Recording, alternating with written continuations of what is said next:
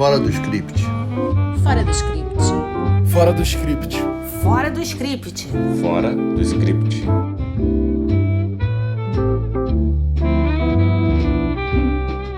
Cansou de ouvir mais do mesmo? Que tal descobrir filmes e séries que não são assim tão conhecidos do grande público, mas que você pode curtir?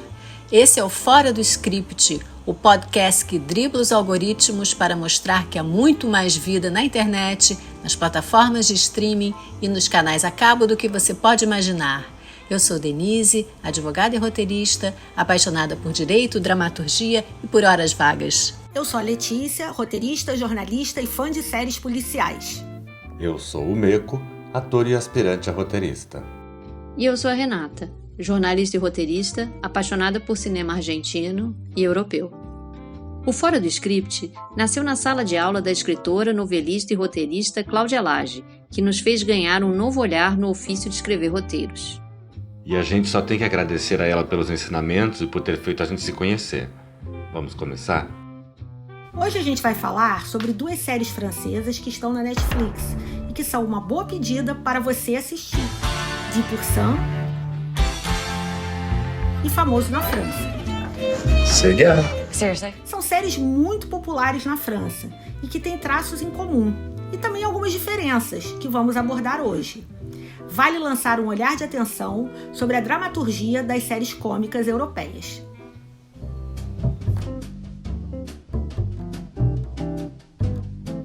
Para essa estreia, nós escolhemos duas séries francesas que adoramos e que têm em comum uma nota bem inusitada. As duas trazem celebridades francesas reais, alguns verdadeiros itens do acervo cultural francês e com uma novidade, representando-se a si mesmas. Ou seja, as próprias celebridades são personagens da série. No caso de 10%, em cada episódio uma celebridade interpreta a si mesma. Em Famoso na França, o protagonista é o próprio ator principal, Gad Elmaleh, ou simplesmente Gad. Mas atenção, não se trata de uma obra autobiográfica.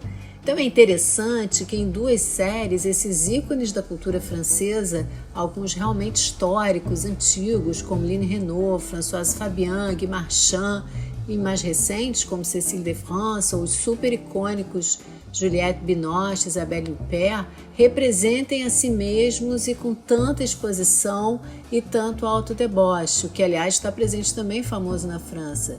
Os atores até parecem que estão fazendo uma paródia de si próprios, que estão se divertindo com isso, mas o resultado é totalmente verossímil.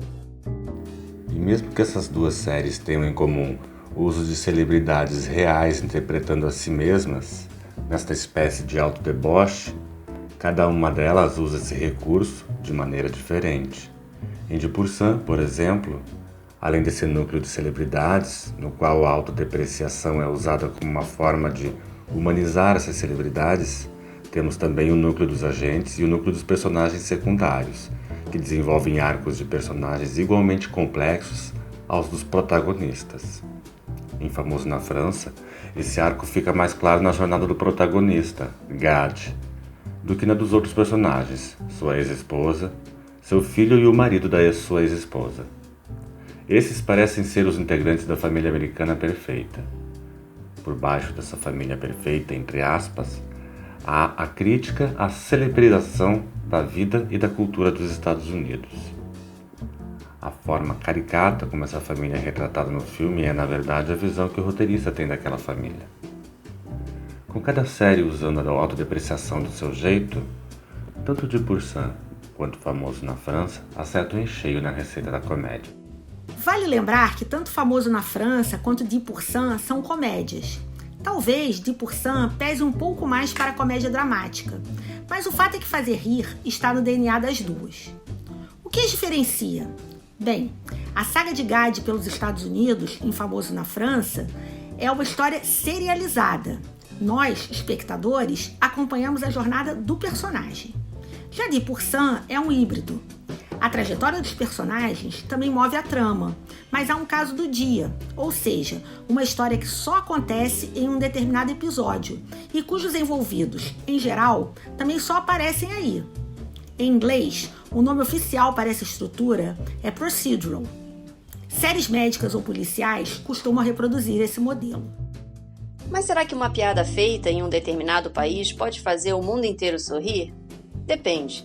Há quem diga que o humor seja cultural, porém há certas histórias e situações que são universais, como o humor físico, aquele dos palhaços, por exemplo. Quando entra a fala, em especial quando se brinca com o idioma ou com o sotaque, isso acaba sendo mais difícil de ser compreendido em outros países. É o caso daquela piada do caipira que está vendo televisão e um vizinho chega e pergunta, firme? E ele responde, não, futebol. Esse é um exemplo de uma piada local. Mas então por que Famoso na França e 10% nos fazem rir, ainda que não sejam séries hilárias? Porque as duas abordam principalmente o humor autodepreciativo. Rir de si mesmo pode ser compreendido em qualquer parte do mundo.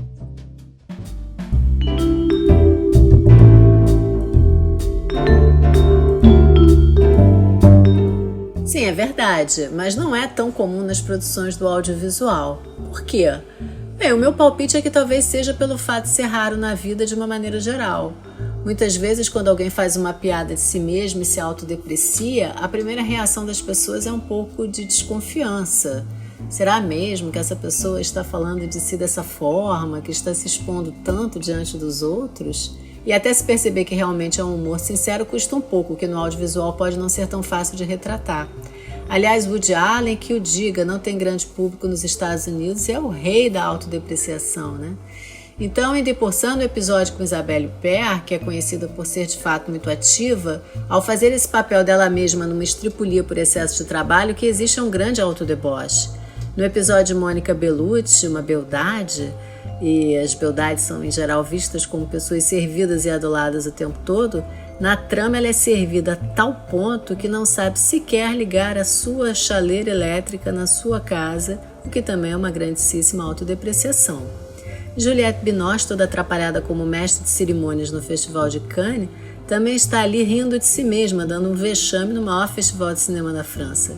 E o Gad, de Famoso na França, ao se perceber totalmente desconhecido nos Estados Unidos e ficar mostrando um filme dele no celular para provar que é alguém famoso, está fazendo uma enorme piada de si próprio. Enfim, é um humor afiado nas duas séries que morde e assopra ao mesmo tempo e por isso seduz o espectador. E isso tudo pode ter a ver com a velha rixa entre americanos e franceses que está nas duas séries. E aqui fica outro palpite que tem a ver com o início do cinema, lá no chamado Primeiro Cinema, que na verdade começou na França, mas se popularizou nos Estados Unidos, com a pujança da indústria. Então essa rixa vem clara em Famoso na França, com a crítica aos reality shows, ao culto ao corpo, a exploração da vida privada numa hiperexposição para vender um produto. E em 10%, nos episódios com a Cécile de France, que é considerada por um famoso diretor americano como velha para fazer o papel que ela tanto quer e que está se preparando há 1 ano para fazer. E também no episódio com Isabelle Huppert, em que os produtores americanos não têm nenhum jogo de cintura e partem para cima da agência. É interessante também para nós, espectadores, ver certo tipo de coisa que em geral não se vê nas séries norte-americanas. Exemplo disso é que em 10% as pessoas fumam a beça, se leva o cachorro para o trabalho, a recepcionista é meio folgada. Então são coisas que são próprias da cultura francesa. Porém, se não se tem conhecimento disso por alguma experiência própria, vai ter uma impressão de algo fora do comum, mas que não é realidade mesmo. E outro fato curioso, além de tudo que já foi falado aqui, é que para quem está acostumado com primeiros episódios onde a gente fica com vontade de maratonar, como em várias séries dos Estados Unidos, no caso das francesas, esses primeiros episódios que a gente chama de piloto não empolgam. Eu mesma custei muito a embalar em 10%, por exemplo. Acabei insistindo porque uma amiga nossa, a também roteirista Cristina Demier, falou que eu deveria continuar porque a série melhorava. E ela tinha razão. No caso de Famoso na França, foi a Letícia que me convenceu, porque eu achei o piloto meio chato. Mas depois a série melhora. E muito, não é, Letícia? Olha, Renata, melhora e melhora muito.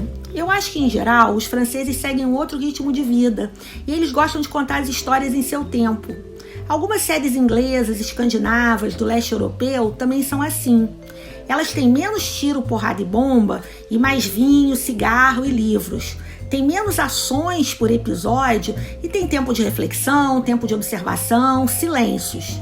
No caso dos franceses, eu desconfio que eles replicam nas telas a tal da joie de vivre.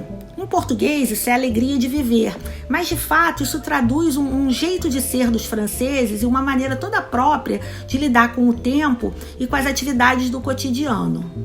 Se você está acostumado com aquelas séries frenéticas americanas em que as coisas acontecem num ritmo alucinante, é bem possível que você vai estranhar o ritmo de uma série francesa, mesmo de uma comédia. Em contrapartida, essas séries, e aí eu volto a dizer, mesmo as de comédia, elas têm personagens muito densos, com muitas camadas, e que você vai se apaixonar por eles. Na hora que você segurar na mão desses personagens, você não vai querer mais largar. E uma coisa que é importante prestar atenção também: a estrutura tá todinha lá. Eles não reinventam a roda, eles nem tentam reinventar a roda de uma estrutura que eles aprendem na escola, né? Sempre lembrando que a França é a pátria, uma das pátrias da literatura mundial. Então, se você quer saber o que tem numa narrativa, quais são os elementos clássicos, uma série dessas vai te dar todas as pistas. Personagens, universo, a trama, a maneira como as tramas se entrelaçam. Enfim, fica a dica. Tenha um pouco de paciência, vá adiante e não desista. Esse foi o primeiro episódio do nosso podcast Fora do Script. A redação hoje foi nossa e você pode nos acompanhar no Spotify, no YouTube, no Instagram e no Facebook. Não se esqueça de se inscrever, curtir e mandar o seu feedback. Ainda não temos patrocinadores para agradecer, mas se você quiser dar uma força, é só ir ao site padrim.com. Até o próximo episódio, em que vamos falar de 2 séries argentinas muito legais. Cuidem-se bem, usem máscara e até! Fora do script. Fora do script. Fora do script. Fora do script. Fora do script.